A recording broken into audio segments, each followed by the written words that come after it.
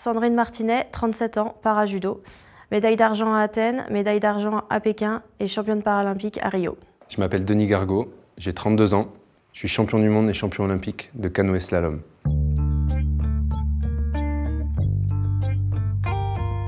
Sandrine, alors la dernière fois on discutait, tu me disais que Tokyo ça allait être tes derniers jeux probablement. Tu as gagné à Rio, moi aussi. Est-ce que ça te met pas la pression de te dire que c'est les derniers jeux? C'est particulier, j'ai pas réussi à arrêter après Rio. Voilà, je me suis dit que j'avais encore quelque chose à faire et puis le fait que ce soit Tokyo, voilà, pour nous judokas, ça a vraiment une importance, quoi. C'est le pays du judo et aller gagner là-bas, voilà, c'est juste extraordinaire de pouvoir se dire qu'on a peut-être cette possibilité-là. Et derrière, c'est Paris, c'est chez nous. Te dire d'arrêter là, c'est vraiment super dur de... Donc je sais pas, je laisse une petite porte ouverte, on sait jamais. Voilà, après c'est sûr que voilà, j'aurai plus 20 ans, mais je ferme pas complètement la porte. Voilà, là avec tout Paris 2024, t'as plein de choses qui t'arrivent, ça te donne encore envie de rêver plus loin. Oui. Mais c'est vrai que là du coup j'essaie de me reconcentrer sur Tokyo pour déjà faire cette étape-là et puis après on verra. Mais c'est vrai que ça donne tellement envie tout ça que c'est pas facile de dire que ça va être fini après. Tu vas pousser un peu plus loin jusqu'à Paris. Là, pour moi, c'est vraiment le symbole, c'est le côté un peu presque patriote de faire partie de cette fête en tant qu'athlète, d'être un représentant de la France, de mon pays. C'est quelque chose qui me fait vraiment rêver. Et là, j'y vois vraiment un grand symbole. Oui, c'est sûr voilà, là sur Tokyo, c'est vraiment la gagne, c'est le doublé dans 2 catégories du coup de poids différentes. L'objectif est vraiment Paris, c'est pouvoir avoir la chance de faire les Jeux chez nous, c'est extraordinaire. En plus, on a la chance d'en avoir connu d'autres avant des Jeux, donc on sait toute la valeur, toute l'importance, toute la fierté qu'on va avoir d'être chez nous, de représenter notre pays, d'être tous ensemble, cette team France. Tu te vois un peu comme un soldat? Ouais, ouais, en plus j'ai un mari militaire, donc, et on a vraiment dans le judo cette envie, ce côté guerrier, voilà, d'aller au combat, vraiment, d'aller dans l'opposition, le corps à corps, le combat. Et voilà, pouvoir représenter notre pays, c'est déjà une chance et une fierté inouïe. Mais alors chez nous, avec notre public, mais c'est juste fantastique. Donc voilà, je ferme pas la porte parce que voilà, là c'est vrai que... Voilà, peut-être que la médaille, cette fois-là, ce sera peut-être pas possible pour des raisons X ou Y, mais le fait d'avoir la chance de pouvoir y participer, c'est extraordinaire. Et surtout, en tant qu'ancien, de pouvoir transmettre aux autres, voilà, leur donner des petites clés, faire partie de cette team, voilà, on peut transmettre notre expérience, notre savoir, hein, que ce soit, voilà, parce que plus ça va, plus on a la chance de se côtoyer entre différents sports, parasport ou handisport, ou avec les valides, voilà, on est de plus en plus une équipe unie, et du coup pouvoir transmettre, échanger, partager, voilà, c'est des choses extraordinaires sous notre bannière française. Plus c'est bon, quoi. C'est ça. C'est clair.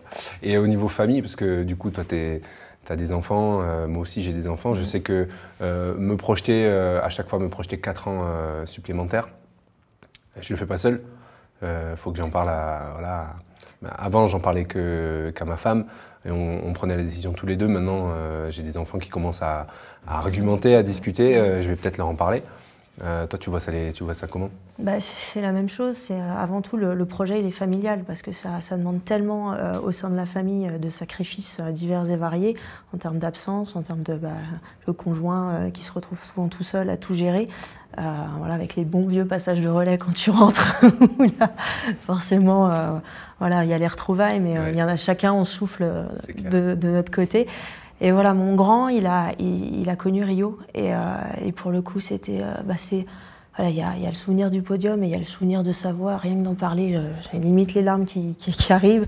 C'est vraiment quelque chose qui m'a marqué, le fait d'avoir mon fils avec moi, qui puisse vivre ça. Ouais, il est venu à Rio, et c'est vrai que c'est allez maman, ça résonne dans ma tête. Et pendant la finale, voilà, à un moment, tu te dis, tu peux avoir un petit doute. Moi, c'est pas forcément le petit doute, il n'est pas forcément venu par rapport à l'adversaire, mais il est venu par rapport à l'arbitrage. Voilà, à un des moments, j'ai pris des sanctions, j'ai pas forcément compris pourquoi, et puis j'en ai pris une, j'en ai pris 2, puis à la 3e, c'est fini, alors qu'au niveau du judo, j'étais devant. Et voilà, et le fait de l'entendre, allez maman, et tout ça, bim, hop, focus. Je me fais, non, ça va aller, ça va faire, tu fais ton taf, tu prends ta garde, hop, t'y vas, t'enchaînes, tu montres qui c'est qui est là, qui c'est qui va gagner, qui c'est qui domine, qui c'est qui est plus fort. Et de toute façon, l'arbitrage, ça suivra, il n'y a pas de raison. Et voilà, et quand il y a eu le maté final, là, ça a été l'explosion. Mais c'est vrai que cette petite voix, ce Allez maman, il est gravé dans la petite partie de mon corps. Et là, je vais avoir la chance de pouvoir avoir les deux. Et du coup, ça va être extraordinaire. Et du coup, toi, comment ça se passe?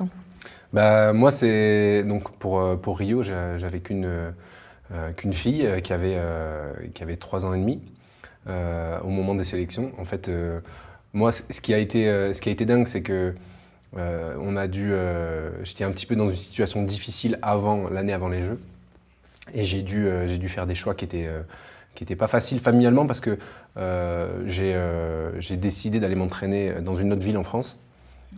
Juste pour 3 mois pour préparer les sélections sur le lieu des sélections.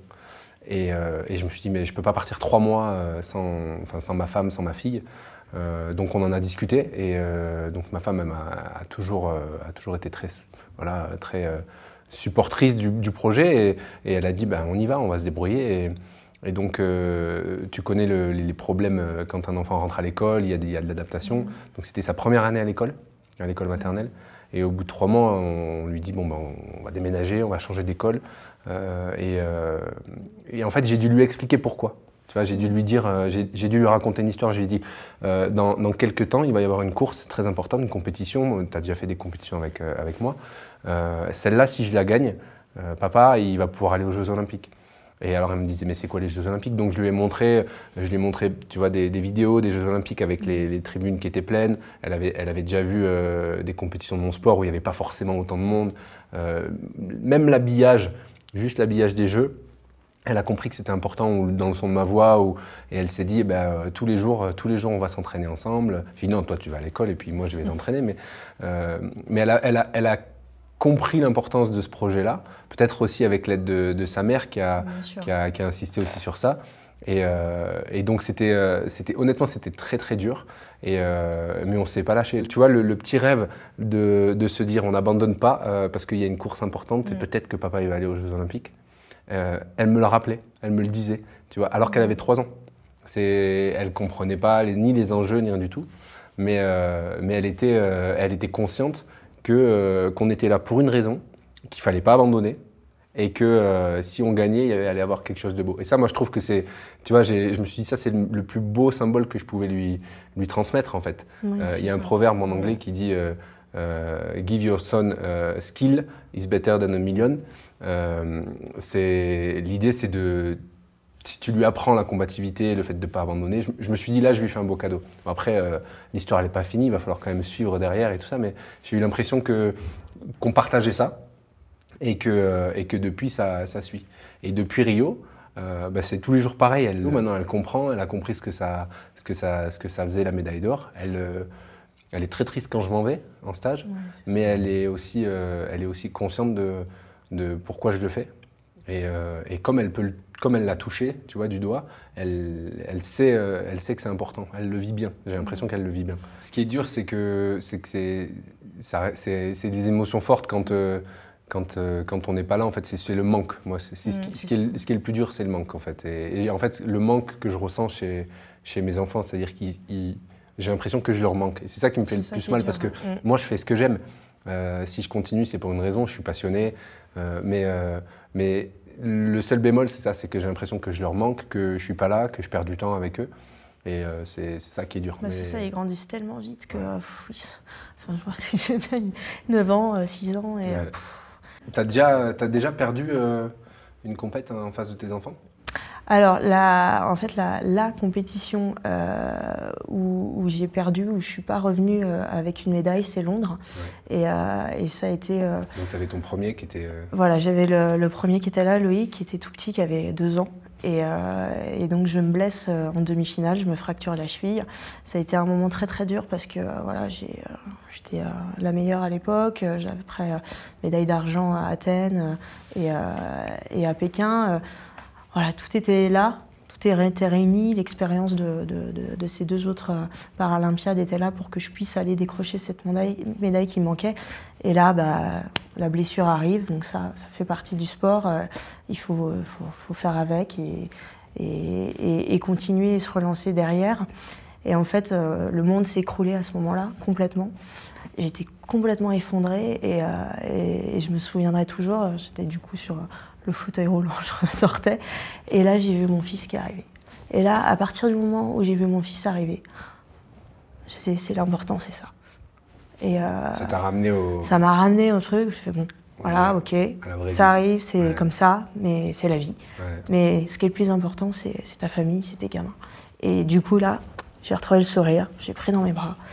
Et après, toute la reconstruction sportive a continué derrière. Donc voilà, on est toujours dans cette balance pour pouvoir voilà, être épanoui et qu'eux aussi soient épanouis. Et c'est ça qui est difficile en fait à trouver pour qu'ils puissent grandir tranquille et que nous, on puisse aller chercher nos rêves, quoi. Et espérons que la France soit forte et qu'elle soit prête pour voilà, Paris 2024. Vraiment plein de médailles et que du coup, c'est vrai que, étant donné que vous êtes avant nous, à chaque fois, vous nous mettez les frissons de ouf et c'est vrai que c'est une vraie belle prise d'énergie pour pouvoir derrière aller faire ces médailles et porter haut les couleurs de la France.